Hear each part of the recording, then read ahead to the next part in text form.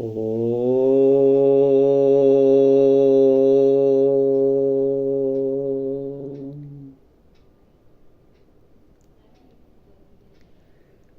ಇಂದು ಮತ್ತೆ ಸರ್ವಜ್ಞನ 4 ವಚನಗಳು 4 ಭಾಷೆಗಳಲ್ಲಿ. ಎಲ್ಲವೂ ವಿಶಿಷ್ಟವಾದ ವಚನಗಳಿವು. ಒಂದನೇದು ವ್ಯಸನ ದುಶ್ಚಟ ಕುರಿತು, ಎರಡನೇದು ಯಾರಪ್ಪ ಸಿರಿವಂತರು ಅಂತ ಹೇಳ್ತದೆ, ಮೂರನೇದು ಸಜ್ಜನರ ದುರ್ಜನರ ಸಹವಾಸ, ನಾಲ್ಕನೇದು ಸಿಟ್ಟು. ವ್ಯಸನದಲ್ಲಿ ದೇಹವು ಮಸಣವನು ಕಾಣುವುದು, ವ್ಯಸನವಾ ಬಿಟ್ಟು ಹಸನಾಗಿ ದುಡಿದರೆ, ವ್ಯಸನವಾ ಬಿಟ್ಟು ಹಸನಾಗಿ ದುಡಿದರೆ, ಅಶನ ವಸನಗಳು ಸರ್ವಜ್ಞ. ಅಶನ ವಸನ ಅಂದರೆ ಅನ್ನ ವಸ್ತ್ರ, ಅನ್ನ ಇದು ಅಂತ ಸಂಸ್ಕೃತ. ವ್ಯಸನೇನ ದೇಹ ಶ್ಮಶಾನಾಮಭಿಯಾತಿ ಕಿಲ, ವ್ಯಸನಂ ವಿಹಾಯ ಮನಸಾ ಸ್ವಕರ್ಮಣಿ, ವ್ಯಸನಂ ವಿಹಾಯ ಮನಸಾ ಸ್ವಕರ್ಮಣಿ ಕೃತೆ ಅಶನ ವಸನಾನಿ ಸರ್ವಜ್ಞ. ಹಿಂದಿ. ವ್ಯಸನ ಮೇ ದೇಹ ಏ ಅಹ, ವ್ಯಸನ ಮೇ ದೇಹ ಯಹ, मसान ही है पात, व्यसन को छोड़ कर नीक, व्यसन को छोड़ कर नीक शमे तो अशन वसन प्राप्त सर्वज्ञ. English. When you will cultivate evil habits, your journey to the cremation ground will be fast. If you give up evil habits and work hard sincerely, you can happily live ಸರ್ವಜ್ಞ. ಈ ಸರ್ವಜ್ಞ ಯಾವಾಗಿದ್ದ, ಯಾವ ಕಾಲ ಇದು ಅನ್ನುವಂಥ ಒಂದು ವಿಮರ್ಶೆಯನ್ನು ಇಲ್ಲೇ ನಮ್ಮ ಚೆನ್ನಪ್ಪ ಉತ್ತಂಗಿಯವರು ಸಂಶೋಧಿಸಿಟ್ಟಾರೆ. ರೆವರೆಂಡ್ ಕಿಟಲ್ ಅವರು 1800 ಅಂತ ಹೇಳಿದ್ರಂತೆ. EP ರೈಸ್ 1760 ಅಂತ ಹೇಳಿದರು. ನಮ್ಮ R ನರಸಿಂಹಾಚಾರ್ಯ ಹೇಳ್ತಾರೆ 17ರ ನಂತರ ಇಲ್ಲವ, 17ರ ಹಿಂದೆ ಇದ್ದವ ಅಂತ. ಇನ್ನೂ ಅನೇಕ ವಿದ್ವಾಂಸರು ಬೇರೆ ಬೇರೆ ಹೇಳಿದಾಗ ಕೊನೆಗೆ ಈಗ ಕನ್ನಡ ಸಾಹಿತ್ಯದ ಶ್ರೇಷ್ಠ ಗುರುತಿದ್ದು ಸರ್ವಜ್ಞ ಕವಿ 16ನೇ ಶತಮಾನದವ ಅಂತ ಒಂದು ನಿರ್ಣಯಕ್ಕೆ ಬಂದಾಗ ಇಷ್ಟೆ. ಎರಡನೇದು ಕರದಿ ಕಪ್ಪರ ಉಂಟು. ಯಾರು ಸಿರುವಂತರಪ್ಪ?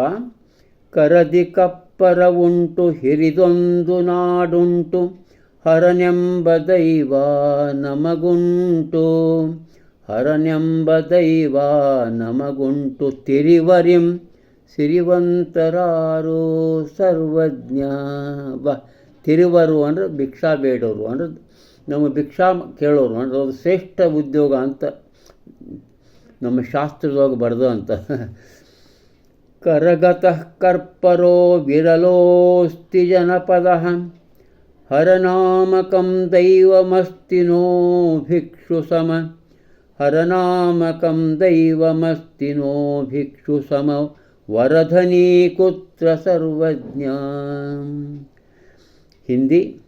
ಕರಮೇ ಖಪ್ಪರ ಹೈ ವರ ವಿಷದ ದೇಶ ಹೈ, ಹರನಾಮ ಕಾ ದೇವ ಹೈ ಹಮೇ, ಹರನಾಮ ಕಾ ದೇವ ಹೈ ಹಮೇ, ಭಿಕ್ಷುಕ ಸೇ ವರಭಾಗಿ ಕೌನ Sarvajna. I have a bowl in hand to beg and a holy land to live. I have a hara as my God. Who is then richer than beggar? ಸರ್ವಜ್ಞ. ಈ ಸರ್ವಜ್ಞ ಮೂರ್ತಿ ವಚನ ಅಂತಲೂ ಇವು ಕರೀತಾರಂತ. ಇದು ಯಾಕಂದರೆ ಸರ್ವಜ್ಞ ಅಂದರೆ ಈಶ್ವರನೇ, ಸರ್ವೇಶ್ವರನ ಹೆಸರು ಸರ್ವಜ್ಞನೇ. ಒಂದು ಇದು ವಿಷ್ಣುವಿನ ಹೆಸರು ಅದ, ಎಲ್ಲರ ಹೆಸರು ಅದ ಇದು. ಅದಕ್ಕೆ ಅವ ತನ್ನ ಸರ್ವಜ್ಞ ಅಂತ ಕರ್ಕೊಂಡ. ಯಾಕಂದರೆ ದೇವರ ಹೆಸರಿದು, ಸರ್ವಜ್ಞ ರೂಪ ಸರ್ವಜ್ಞ ಅಂಥೇಳಿ. ಇವರೊಳಗೆ ಅವರು ತಾವು 2000 ಪದ್ಯಗಳನ್ನು ಸಂಸ್ಕರಿಸಿ ಶುದ್ಧವಾಗಿ ಮಾಡಿ ಇಟ್ಟಂಥ ಶ್ರೀ ಚೆನ್ನಪ್ಪನವರು ಅವನ್ನು 33 ಪದ್ಧತಿಯೊಳಗೆ ವಿಂಗಡಿಸ್ಯಾರ ಅಂದ. ಅವಾಗ ಅವ್ರು ಬೈತಾರೆ, ತಿಳಿ ನೀರಿನ ಸರೋವರಕ್ಕೆ ಸಮಾನ ಮಾಡಿದರೆ ಸರ್ವಜ್ಞನ ವಿಚಾರಗಳು ಅದರೊಳಗೆ ಮದವೇರಿ ಬೆಳೆದ ಕಮಲ ಬಳ್ಳಿಯೊಂದೇ. ಇದರಲ್ಲಿ ಅರಳಿದ ವಿವಿಧ ವರ್ಣಗಳಿಂದ ಕಂಗೊಳಿಸುವ ಕಮಲಗಳೇ ಸರ್ವಜ್ಞನ ವಚನಗಳು ಅಂತ ಬರೆದಿರ್ತಾರೆ. ಅದ್ಭುತವಾದ ಬರಹ. 3ನೇದು ವಚನ, ಸಜ್ಜನರ ಸಂಗವದು. ಇದು ಅತ್ಯಂತ ಪ್ರಸಿದ್ಧವಾದಂಥ ವಚನ. ಸಜ್ಜನರ ಸಂಗವದು ಹೆಜ್ಜೇನು ಕೊಡದಂತೆ, ದುರ್ಜನರ ಸಂಗದೊಡನಾಟ ಬಚ್ಚಲಾರೊಜ್ಜಿನಂತಿಹುದು ಸರ್ವಜ್ಞ. ಸಂಸ್ಕೃತ. ಸಜ್ಜನ ಸುಸಂಗಸ್ತು ಸಜ್ಜ ಮಧುಪಾತ್ರಮಿವ, ದುರ್ಜನಾನಾಂ ಸಂಗತಿಸ್ತು ಖಲಮಲಮಿಶ್ರ. ದುರ್ಜನಾನಾಂ ಸಂಗತಿಸ್ತು ಖಲಮಲಮಿಶ್ರ, ದುರ್ಜಲ ನಿಭಾಹಿ ಸರ್ವಜ್ಞ. ಹಿಂದಿ. ಸಜ್ಜನ ಕೋ ಸಂಗ ಹೈಜಸ ಸೇವೆ ಮಧು, ದುರ್ಜನ ಕೆ ಸಂಗ ನಹಾನಿ ಕೆ ಕೀಚ. ದುರ್ಜನ ಕೆ ಸಂಗ ನಹಾನಿ ಕೆ ಕೀಚ, ಹೈ ಜನು ಜಾನೋ Sarvajna. English. Living with noble is like a sipping fresh sweet honey, but living with men of evil nature is like sporting in the dirty water flowing in the gutter. ಈ ತ್ರಿಪದಿ ಅಂದರೆ 3ನೇ ಚರಣ. 1ನೇ ಚರಣ 20, 2ನೇ ಚರಣ 17, 3ನೇ ಚರಣ 13 ಮಾತ್ರೆಗಳು, ಒಟ್ಟು 50 ಮಾತ್ರೆಗಳು. 1ನೇ ಚರಣ ಆದಿಪ್ರಾಸ, ಅಕ್ಷರಪ್ರಾಸ. 2ನೇ ಚರಣ ಅದರಲ್ಲಿಯೂ ಮೊದಲ ಚರಣದ 2ನೇ ಭಾಗದಲ್ಲಿಯೂ ಪ್ರಾಸ ಇರದೇ ಇರುತ್ತೆ. ಆಮೇಲೆ ಈ ತ್ರಿಪದಿ ನಮ್ಮ ಸರ್ವಜ್ಞನ ಕೈಯೊಳಗೆ ಒಂದು ಕುಣಿತ ಆಗ್ಯದ ಅಂತ ಬರ್ದಾರೆ. ಕುಣಿತ ಆಗ್ಯದ ಅಂತ ಬರ್ದಾರೆ. ಅದಕ್ಕೆ ಸರ್ವಜ್ಞ ಅವನ ಎಷ್ಟೊಂದು ಸಾಧಿಸ್ಯದ ತ್ರಿಪದಿ ಅಂದರೆ ಮತ್ಯಾ ಕವಿಗೂ ಸಾಧ್ಯವಿಲ್ಲದಷ್ಟು ತ್ರಿಪದಿಗಳ ರಚನೆ ಅವಾಗ ಸಾಧ್ಯ ಆಗ್ಯದ ಅಂತ ಬರೀತಾರೆ. 4ನೇದು ಇವತ್ತಿಂದು ಸಿಟ್ಟಿನ ಬಗ್ಗೆ, ಕೋಪದ ಬಗ್ಗೆ. ಕೋಪವೆಂಬುದು ಕೇಳು ಪಾಪದ ನೆಲೆಗಟ್ಟು, ಕೂಪದಳು ನೇಣು ಹರಿದಂತೆ ನರಕದಳು ಕೋಪಿತ ನಿಳಿವ ಸರ್ವಜ್ಞ. ಸಂಸ್ಕೃತ. ಕೋಪಿ ಇತ್ಯಸ್ಯ ಯತ್ ಪಾಪಭೂಸ್ತಶ್ಚ ಶೃಣು, ಕೋಪರೋಹಣರಜ್ಜುಭೇದ ಇವ ನರಕೇಪಿ, ಕೋಪಿ ನಿಪತತಿ ಸರ್ವಜ್ಞ. ಹಿಂದಿ. ಕೋಪವಹೈ ಸುನೋ ಪಾಪಕಾ ಬುನಿಯಾದ, ಕೂಪಮೇರಸ್ತಿ ಟೂಟೆ ಇವ, ಕೂಪಮೇರಸ್ತಿ ಟೂಟೆ ಇವ, ನರಕಮೇ ಕೋಪಿ high ಉತ್ತರತ ಸರ್ವಜ್ಞಂ. Anger is the very foundation of all sins. The man of instant anger sinks into the hollow hell like one who falls into well when the roof in his grip snaps. ಮತ್ತಿಲ್ಲಿ ಸರ್ವಜ್ಞನ ವಿಚಾರವನ್ನು ಒಂದು ಭಾಗ ಮಾಡ್ಯಾರ.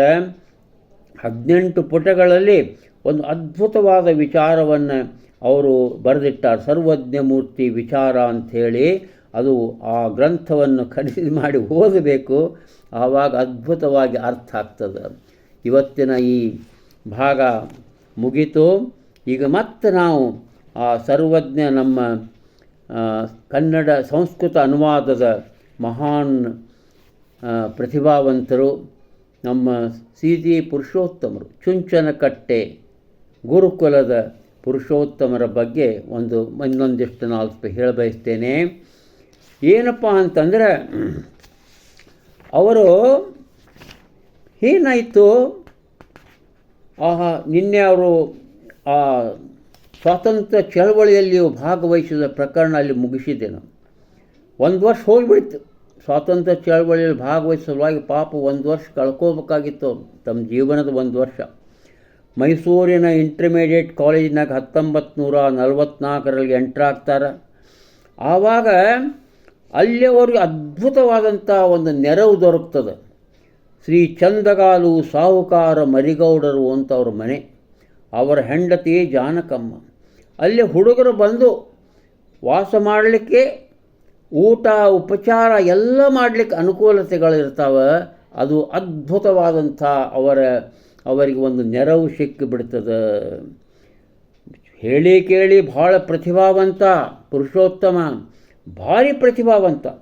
ಎಲ್ಲ ಚಟುವಟಿಕೆಗಳಲ್ಲಿ ಭಾಗವಹಿಸ್ತಿದ್ದ. ಅದು ಭಾಷಣ ಇರಲಿ, ಚರ್ಚಾ ಇರಲಿ, ವೇಷಭೂಷಣ ಸ್ಪರ್ಧೆ ಇರಲಿ, ಬಾಯ್ಪಾಠ ಇರಲಿ, ಆಶು ಭಾಷಣ ಇರಲಿ, ಎಲ್ಲ ಸೇರಿ ಇಡೀ ಕಾಲೇಜ್ನಾಗಿರೋ ಎಲ್ಲ ಬಹುಮಾನ ಅವನ್ವ. ಇಂಗ್ಲೀಷ್, ಕನ್ನಡ, ಸಂಸ್ಕೃತ, ಹಿಂದಿಗಿಟ್ಟು ಬೆಳ್ಳಿ ಕಪ್ಪುಗಳು ಸುಮಾರು 27-28 ಕಪ್ಪುಗಳು ಬಂದಿದ್ವು ಅಂತ. ಒಮ್ಮೆ ಒಂದು ಚರ್ಚಾಕೂಟ, ಆ ಚರ್ಚಾಕೂಟದ ಅಕಸ್ಮಾತ್ ಬೇಂದ್ರೆ ಹೋಗಿರ್ತಾರಲ್ಲಿ. ಆವಾಗ ಇವರು ಆ ಚರ್ಚಾಕೂಟದೊಳಗೆ ಮಾತಾಡೋದಿರ್ತದಂತ ಪುರುಷೋತ್ತಮರು. ಆತ ಆ ವಿಷಯ ಮಂಡನೆ ಮಾಡಿ ಬಿದ್ದು ಜಿಗದು ಸ್ಟೇಜಿಂದ ಜಿಗದು ಹೋಗಿ ತನ್ನ ಸೀಟ್ನಾಗ ಕೂಡ್ತಾನೆ. ಬೇಂದ್ರೆಯವ್ರಿಗೆ ಅಗಾಧ ಅನ್ನಿಸ್ತದೆ. ಅವರು ಮರಳಿ ಹೋಗ್ಬೇಕಾರೆ ಅವರು ಪುರುಷೋತ್ತಮನ ಹತ್ರ ಬಂದು ಅವನ ಬಾಗಿ ಅವನ ತಲೆಗೆ ಮುತ್ತು ಕೊಟ್ಟು ಹೇಳ್ತಾರೆ, ಎಂಥ ಅಪೂರ್ವಪ, ಎಂಥ ಅದ್ಭುತವಾದ ವಾದ ಮಂಡನೆ ಅಂತ ಹೇಳೋಗ್ತಾರಂತ ವರಕವಿ ಬೇಂದ್ರೆಯವರು. ಇನ್ನೊಂದು ಸುತ್ತೂರು ಹಾಸ್ಟೆಲ್ನಲ್ಲಿ ಒಂದು ಚರ್ಚೆ ನಡೀತಾ ಇರ್ತದಂತ.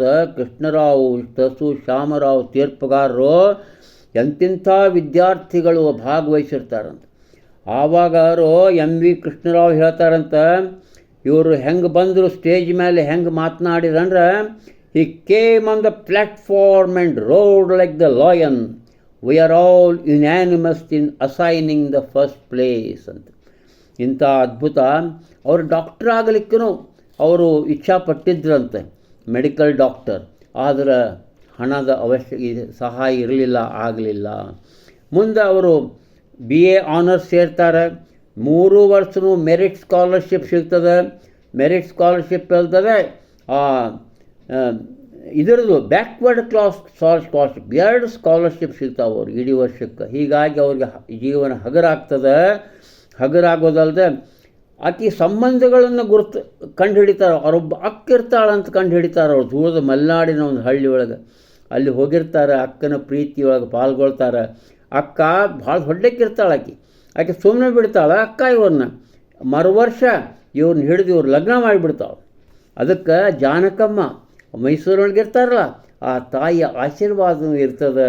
ಈಗ ಗೃಹಸ್ಥರಾಗ್ತಾರೆ ಪುರುಷೋತ್ತಮರು. 1949 BA ಆನರ್ಸ್ ಪದವೀಧರ, ಫಸ್ಟ್ ಕ್ಲಾಸ್ ಫಸ್ಟ್.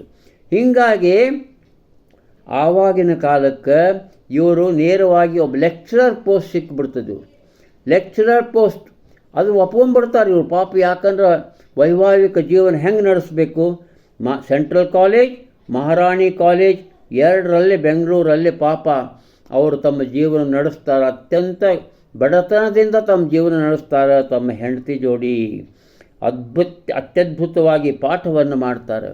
ಅದ್ರ ಮುಂದೇನಾಗ್ತದೆ, ಅವರಿಗೆ ತಮ್ಮ ಚುಂಚನಕ್ಕೆ ಕಟ್ಟೆಗೆ ಆ ಗುರುಕುಲ ನೆನಪಾಗಿಬಿಡ್ತದೆ. ಒಂದು ಸರಿ ಹೋಗ್ತಾರೆ, ಅಲ್ಲಿ ಸುತ್ತಮುತ್ತಲಿನ ಹಿರಿಯರು, ಏನಪ್ಪ ನೀನು BA ಆಗಿ ಬಂದು ನಮ್ಮ ಸಂಸ್ಥೆಯನ್ನು ಬೆಳೆಸಪ್ಪ, ನೀನೇ ಪ್ರಿನ್ಸಿಪಾಲ್ ಆಗು ಅಂತ ಹೇಳ್ತಾರೆ. ಇವ್ರು ಏನು ತಿಳಿಯುತ್ತೋ ಏನೋ ಹ್ಞೂ ಅಂದುಬಿಡ್ತಾರೆ ರೀ. ಆ ಸಿಕ್ಕ ನೌಕರಿಗೆ ರಾಜೀನಾಮೆ ಹೋಗಿತಾರೆ. ಇಲ್ಲಿ ಬಂದು ಬಿಡ್ತಾರೆ. ಬರೀ ಗುಡಿಸಲ್ದಾಗಿರ್ತಾವಿಲ್ಲ ಸಾಲಿ. ಬಂದು ಅವನ್ನ ಕಟ್ಟಲಿಕ್ಕೆ ಪ್ರಾರಂಭ ಮಾಡ್ತಾರೆ. 1-2 ಬಿಲ್ಡಿಂಗ್ ಕಟ್ಟಿಸ್ತಾರೆ, ಮಾಡ್ತಾರೆ. 2 ವರ್ಷ 3 ವರ್ಷ ಇಲ್ಲಿ ಭಾಳ ಕಷ್ಟಪಟ್ಟು ದುಡಿತಾರೆ ಪಾಪ. ಹೆಂಡತಿ ಮಕ್ಕಳಾಗಿರ್ತಾವೆ ಆಗಲೇ.